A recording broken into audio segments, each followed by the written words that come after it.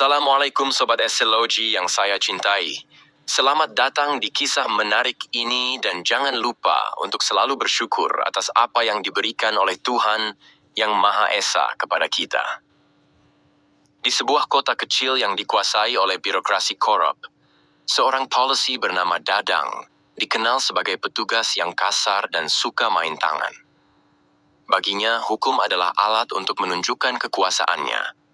Hampir setiap hari, ia bertindak sewenang-wenang terhadap rakyat kecil, mulai dari menakut-nakuti pedagang kaki lima hingga meminta setoran dari sopir angkot. Tak ada yang berani melawannya karena ia merasa memiliki punggung kuat di kepolisian. Siang itu, terik matahari membakar aspal jalanan.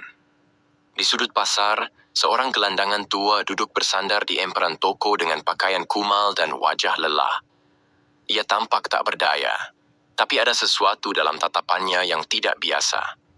Orang-orang yang melewati tempat itu memilih untuk mengabaikannya, mengira ia hanyalah pengemis biasa.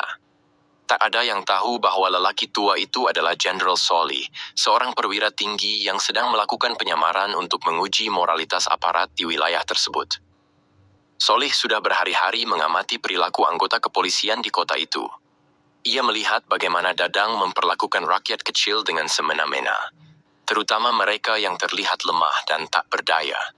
Setiap hari, Dadang selalu menemukan alasan untuk menunjukkan kekuasaannya, bahkan terhadap orang-orang yang tidak bersalah. Hari ini, Solih sengaja memilih duduk di trotoar dekat warung langganan polisi. Ia ingin melihat sendiri bagaimana polisi di kota ini memperlakukan orang seperti dirinya.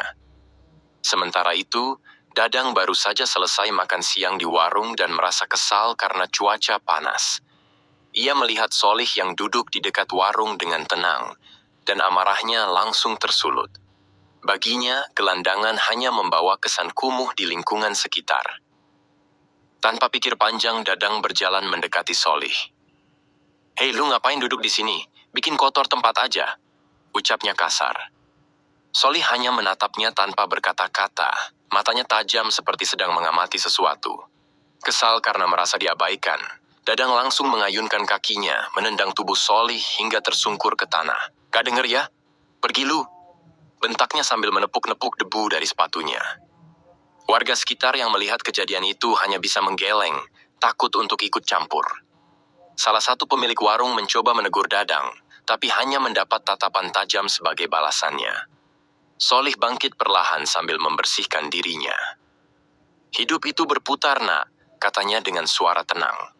Kata-kata itu terdengar biasa saja, tetapi ada sesuatu dalam nada bicaranya yang membuat beberapa orang yang mendengar merinding. Dadang semakin brutal. Ia menarik kerah baju Solih dan mendorongnya hingga membentur tiang listrik. "Dasar sampah masyarakat, orang kayak lu cuma bikin beban negara," katanya dengan suara lantang. Namun Solih hanya menatapnya dengan tatapan tajam dan tersenyum samar. Kesal karena merasa dilawan, Dadang mengambil pentungan dan mengarahkannya ke Solih. "Biar lu kapok," katanya sambil mengayunkan pentungan ke arah tubuh Solih. Tapi tiba-tiba, seorang veteran polisi tua bernama Pak Joko yang duduk di warung dekat situ menghentikannya. "Dadang, cukup. Jangan main hakim sendiri," ucap Pak Joko dengan nada tegas. Namun Dadang hanya menatapnya dengan sinis. "Udah tua nggak usah ikut campur, Pak," balasnya kasar. Pak Joko mengenali tatapan Solih yang tajam dan penuh wibawa. Tatapan itu bukan tatapan orang biasa. Ia langsung curiga dan memilih untuk melaporkan kejadian ini ke kantor pusat. Dalam diam, ia merogoh ponselnya dan menghubungi seorang perwira tinggi yang dikenalnya. "Saya rasa kita punya masalah besar di sini." Beberapa jam kemudian, sebuah mobil hitam datang ke kantor kepolisian. Para petinggi turun dari mobil dengan wajah serius. Mereka langsung meminta Dadang untuk menghadap.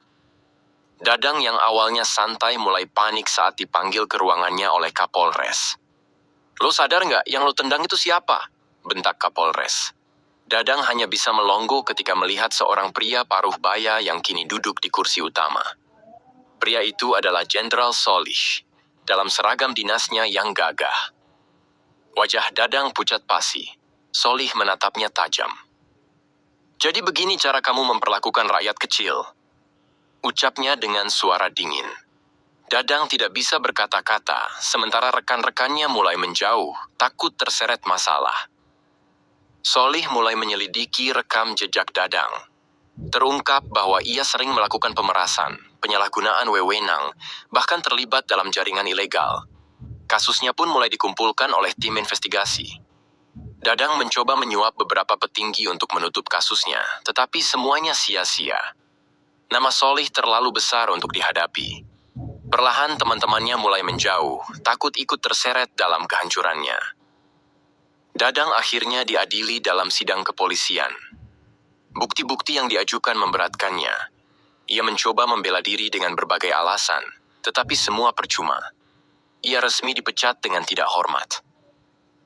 Saat keluar dari kantor polisi, ia kini merasakan sendiri bagaimana rasanya menjadi orang buangan. Tak ada lagi rasa hormat dari orang-orang di sekitarnya. Bahkan, warung tempat ia biasa makan menolak melayaninya. Dadang kini hidup dalam keterpurukan. Ia kehilangan pekerjaannya, keluarganya menjauh, dan tak ada lagi yang peduli padanya.